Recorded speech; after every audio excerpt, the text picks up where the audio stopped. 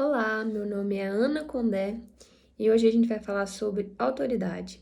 Eu compartilhei com vocês essa semana a pesquisa da Diana Baumrind, em que ela identificou quatro tipos de pais, né? Os pais autoritários, com autoridade, permissivos e negligentes.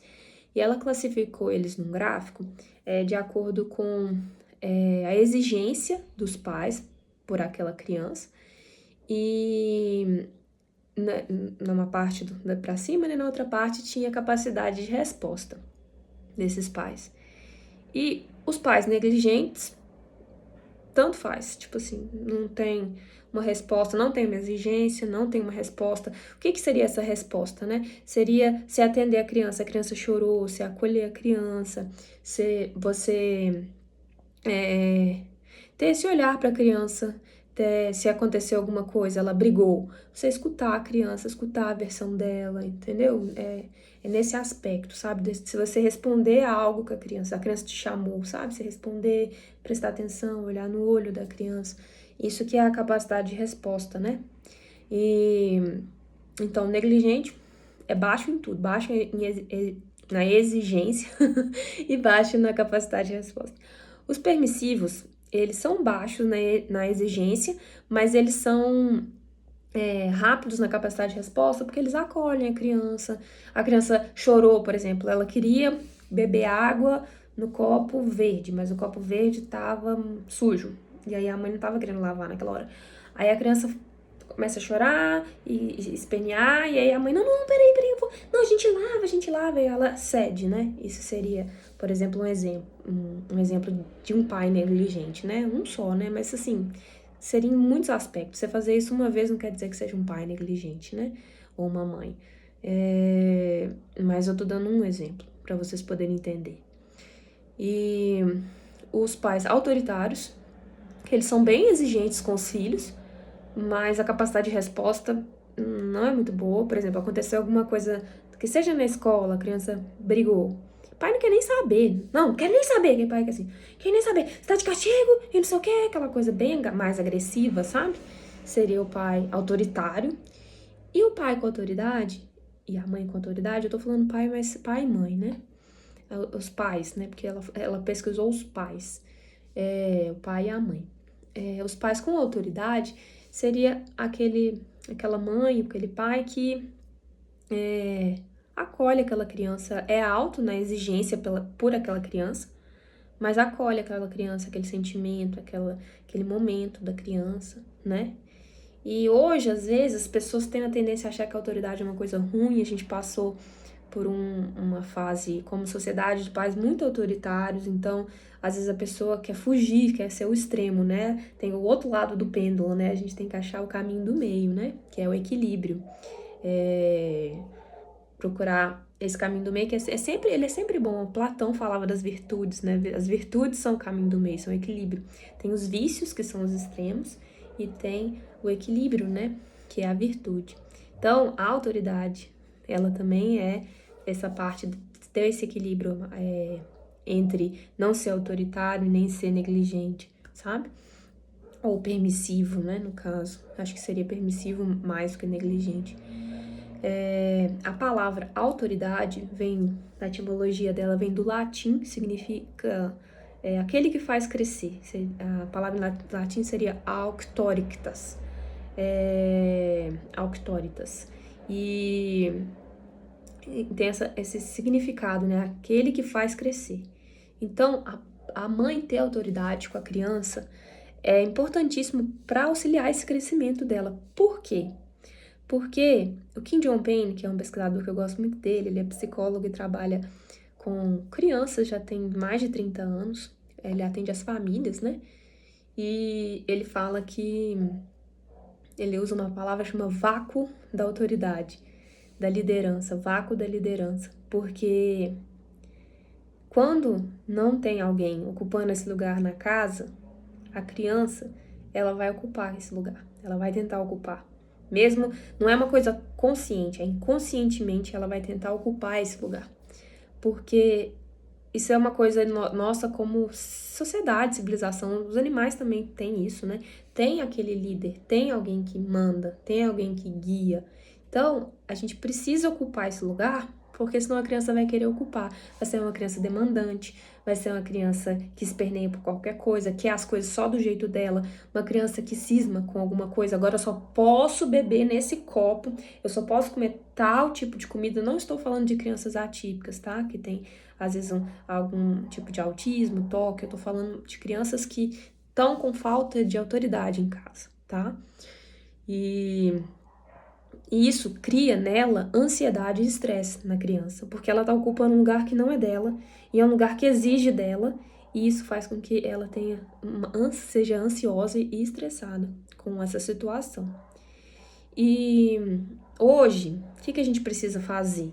A gente precisa dar ordens de forma clara, né? Mas que sejam de forma gentil. Tem que ser uma coisa gentil, mas tem que ser claro.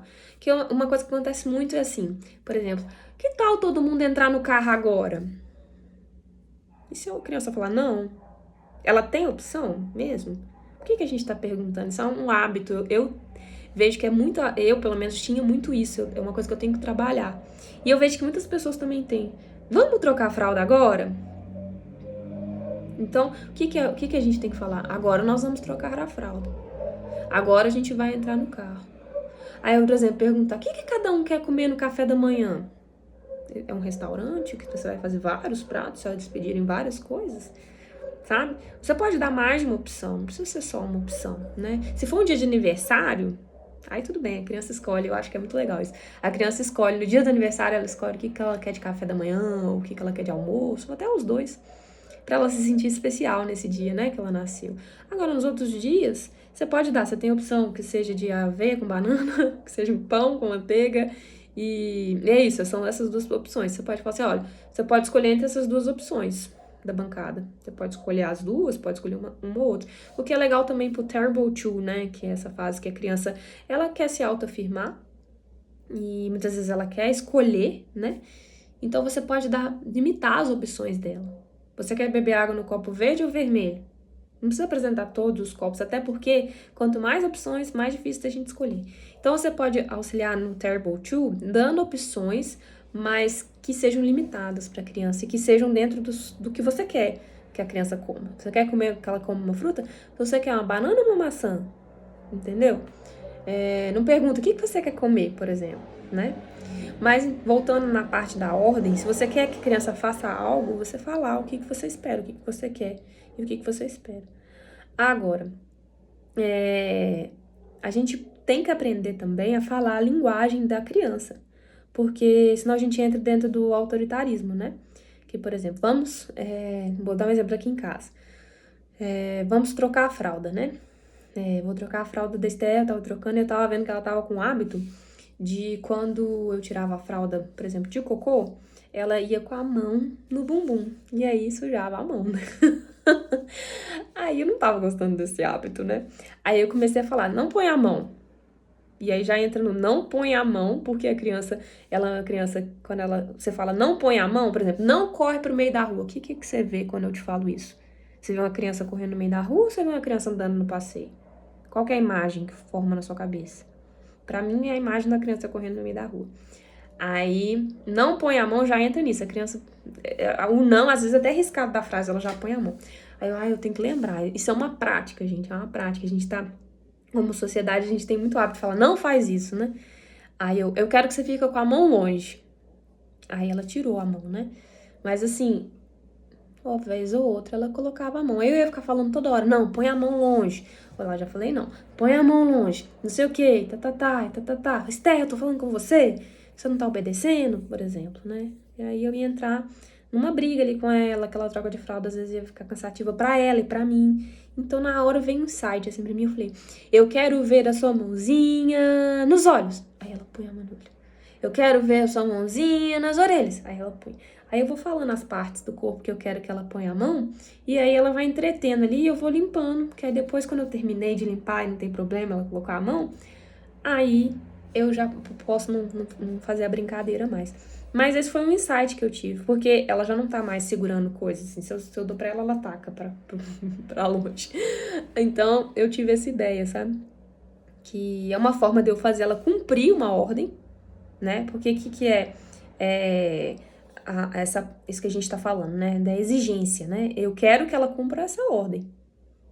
Então, eu fiz ela cumprir essa ordem, né? Por meio desse comando. E a capacidade de resposta nessa questão aí. Ela não estava conseguindo ficar com a mão longe, né? Para ela não entende o que é ficar com a mão suja, né? E que tal. Então, eu entrei na brincadeira dela. Ela estava, às vezes, precisando até do momento de conexão comigo. Isso é uma forma da gente estar se conectando, né? E então, é um exemplo, né? Um outro exemplo. Vamos supor que sua criança quer beber leite, por exemplo. Aí ela chega e fala assim, leite! Uma coisa que é legal, até com crianças não verbais, igual a Esther fala poucas palavras ainda, né? E com poucas sílabas, né? É, emular o que você quer que a criança fale. Por exemplo, se a criança fala leite, aí você fala assim, mamãe, a senhora pode me dar leite, por favor? A criança às vezes não vai saber falar isso tudo, né? Mas você tá ensinando pra ela como você quer que a criança peça. Às vezes a Esther começa a choramingar, querendo alguma coisa, eu falo, não tô entendendo, eu não consigo entender quando a criança tá chorando, o que ela quer, como é que pede? Aí ela não sabe falar, mas ela faz assim, que ela sabe que, que eu vou falar. Mamãe, a senhora pode fazer isso pra mim, por favor? E depois ela ainda faz de novo. Que ela já entra nisso, né? Eu tiro ela dessa, não sei o que. Eu tiro ela, acalmo e eu vou e entrego o que ela precisa, né? Que ela tá pedindo. Então, vamos pôr, a criança falou leite. Aí você vai, emula o que você quer que a criança responda. Isso também entra na exigência, né? Aí vamos lá, supor que você não tem leite na geladeira. Aí você pode pegar ela e falar assim, olha, você tá respondendo, a capacidade de resposta. Mas uma coisa é você falar, não tem leite. Acabou o leite. Aí a criança começa a chorar, mas não tem leite, você quer que eu vire o leite? Né? Tem essa frase, né? Você quer que eu vire aquilo. Como é que é a capacidade de resposta? Como é que você acolhe aquele sentimento? Porque ela queria o leite, não tem leite. O que a gente pode fazer, né? Então você pode pegar a criança e falar assim, olha, não tem leite, mas vamos olhar lá na geladeira, o que tem que você pode beber?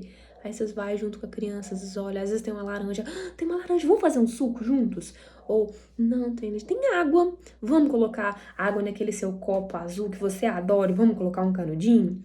Pronto, você desviou o foco, você tá atendendo aquela criança, mas você tá falando a linguagem dela. Então, é muito importante a gente ter autoridade.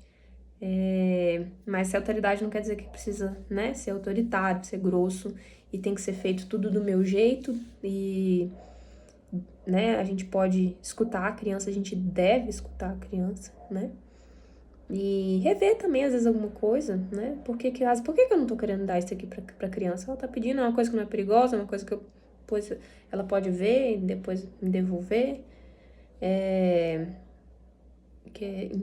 mas ter essa autoridade, ter isso de ser cumprido, né? Eu vou te dar isso aqui, ó. Você tá querendo isso? Então tá, então pega o que você deixou no chão, coloca ali no lugar pra mim, por favor, que eu já vou te dar. Muitas vezes isso funciona. Se às vezes a criança tá... Então, entra numa brincadeira. Eu quero ver, então, você pegar igual a uma borboleta. Ela vai pegar a florzinha e vai sair voando até lá no sofá pra guardar essa coisa, esse brinquedo que você deixou aqui no chão. Deixa eu ver a borboleta. Aí você pode cantar... Voa, borboleta, voa. Enquanto ela tá fazendo. Voa, borboleta, voa. Flap, flap, flap, flip, flip, flip, flap, flap, flap, flip, flip, flip, né? Essa música tem mais parte nela, é da professora Flávia Beth. A gente sempre canta com a Teté.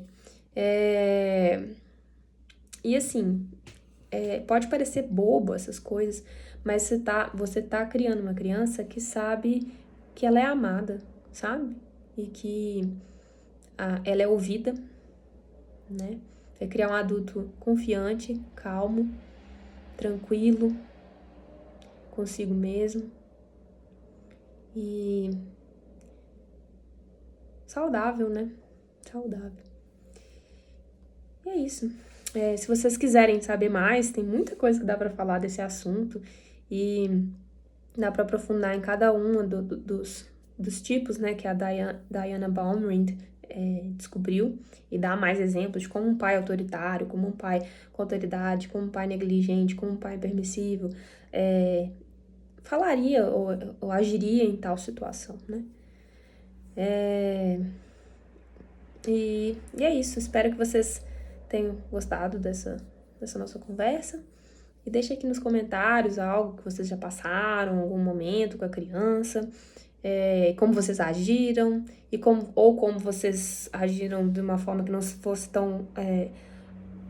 que não fosse, por exemplo, com autoridade, e se quiser que eu comente, que eu possa ver alguma alternativa, eu também estou aberta aqui para auxiliar vocês. E a gente tá junto aí para aprender nesse nosso maternar. Um abraço e até a próxima.